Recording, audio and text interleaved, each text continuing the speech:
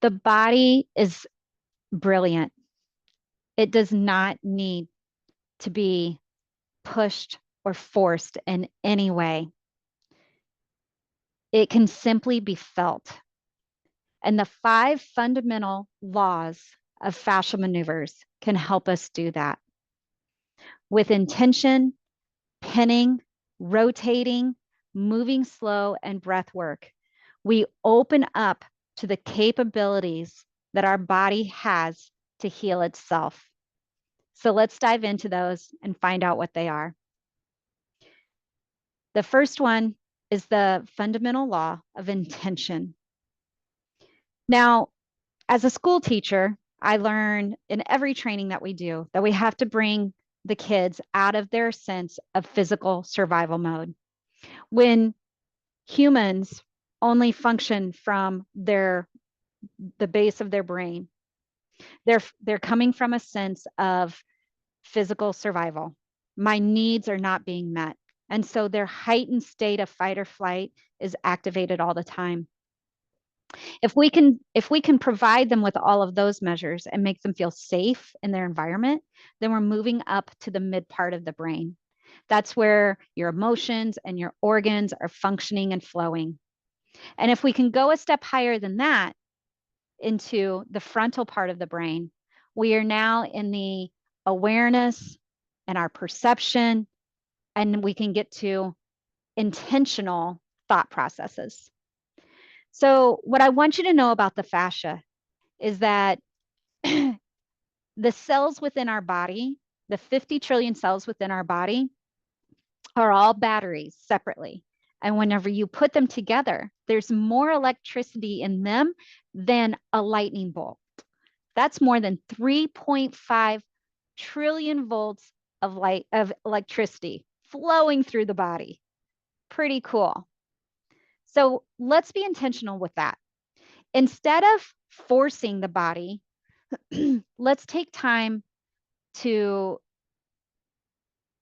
open it up and allow it to flow. I was somebody that used a lot of pressure in terms of pushing and forcing whenever I did either workouts or I went for a deep tissue massage. But as soon as I left the yoga class or the massage, or even chiropractic care for me, as soon as I left there, my body restricted and tensed right back up. What I have found is using fascial maneuvers with this intention of ease and flow and feeling into it, all of those other practices, whether it's going back to chiropractic care or acupuncture for me now, whenever I go to those other modalities for support, my body receives it.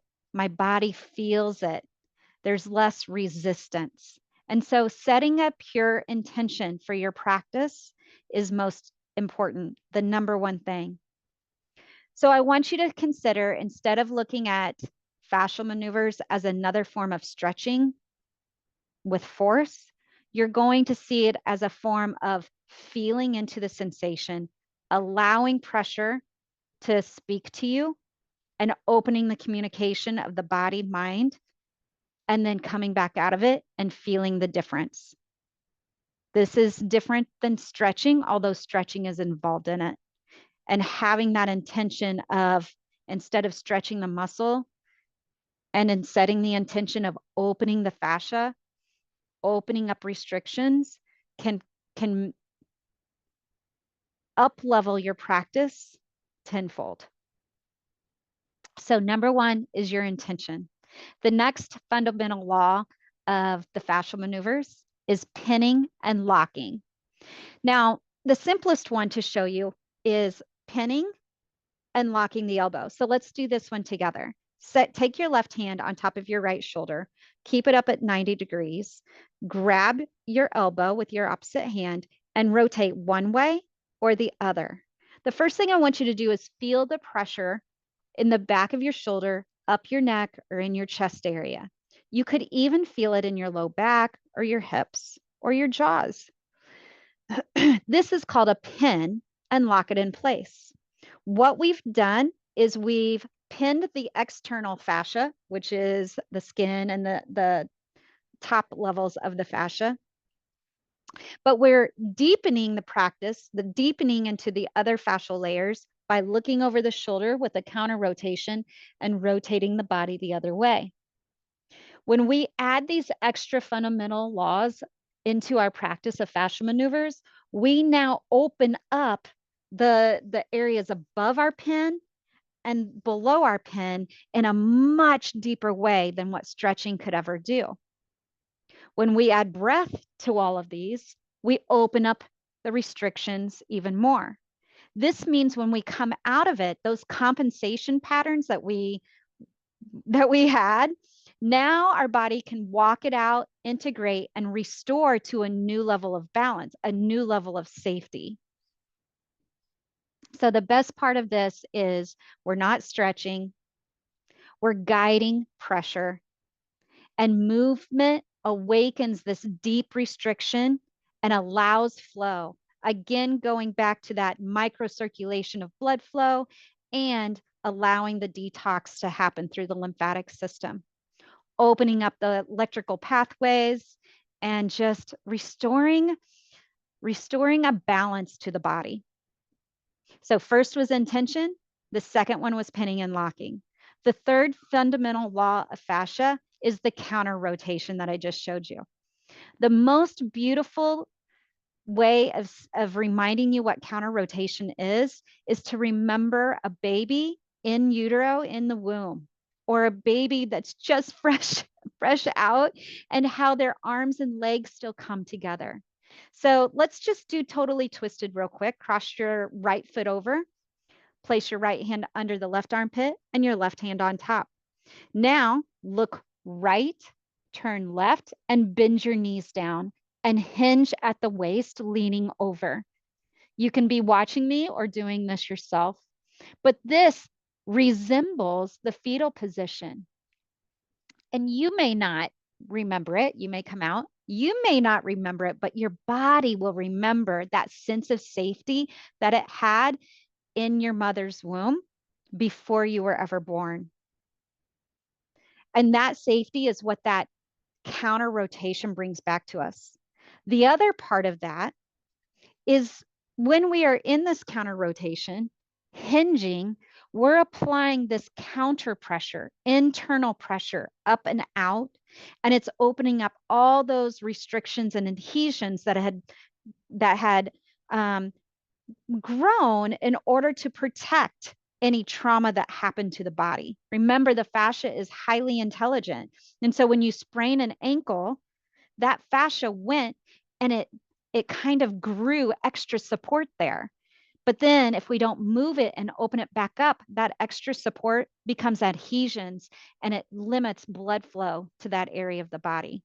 So that counter rotation and that internal pressure with breath work opens up and expands, allowing for circulation and lymphatic detox to happen. Again, this brings a sense of safety to the body. Sometimes I feel like when we work out, we stress our body out to the point where we've reactivated all the cortisol levels up too high. And so when we do all these fundamental laws together, we're bringing the cortisol level down, we're raising the serotonin levels up. And so all of those stress hormones, whether they're high or low, are balanced out where they need to be. Okay, so first was intention, pinning and locking, counter rotation. Now we get to moving slow. This is still difficult for me because we live in a society where it's hurry up, hurry up, hurry up. And yet the body's language is to move slow. When we move fast, we activate reflexes in our body that send us into fight or flight. Fight or flight means more cortisol, more adrenaline.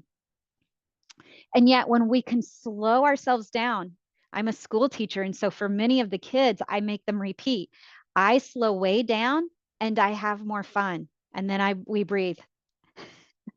And when they start to do that, they realize they can have fun with whatever activity we're doing instead of being in this impulsive state. So when we set our intention, we pin and lock, we allow for a counter rotation, and then we move slow within it. The body has a chance to now open up in areas because the pinning and locking and rotation has limited certain joints. That means the other joints have to work and open even more to make the movement happen. Only we want it to move slow. Moving slower sets the tone for the tension to come down, and that allows for the fascia to adjust. When we come out, we walk around and we reintegrate this new sense of openness and all the joints and areas above and below where that counter rotation was held, where that pinning and locking was held. And that slow movement brings us back to that sense of safety. Again, restoring balance to the body. So let's go over them again. First was intention. Second was pinning and locking. The third one was counter rotation. And the fourth one, moving slow. That last one, I've already talked about it once in a previous video. We're going to talk about it again. It's our intelligent therapy of breath. It's all free to us too. We have 3 kinds of breath. We breathe in the nose, out the mouth. We breathe in the mouth and out the mouth. And then you can do stage breaths through either one, where you breathe in, hold it, breathe in more, hold it, breathe in more, until you've hit your max expansion and you exhale slowly. That's right, exhaling slowly. But let's remember that when we breathe in through the nose, we're adding pressure from the diaphragm up. And if you're somebody that has lived with chronic headache and head pressure, like me, you're going to find out that that breathing in through the nose is going to really alleviate a lot of that pressure once you exhale and allow and feel how the body expanded after that breath went in.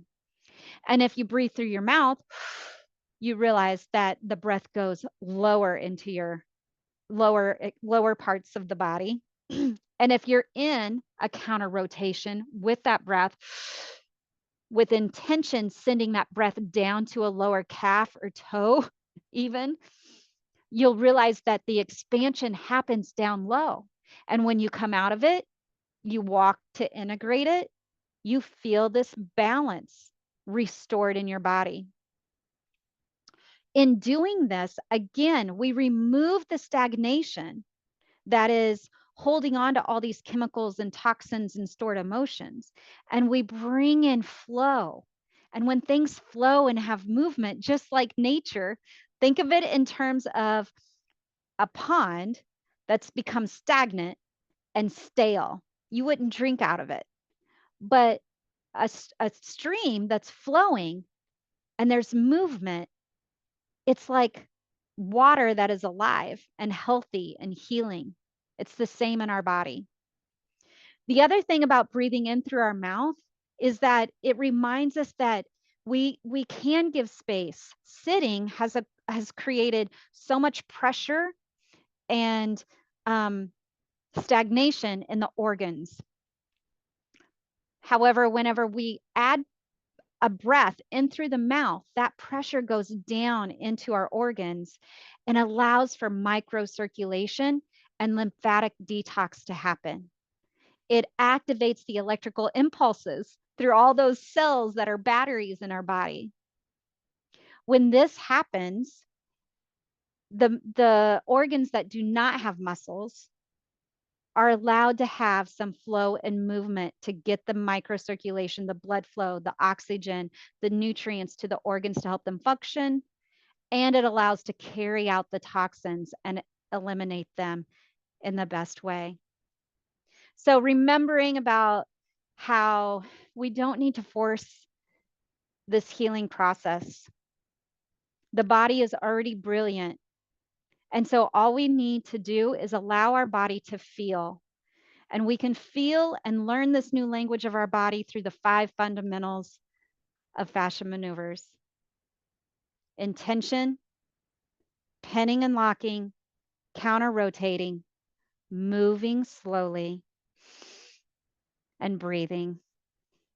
Enjoy.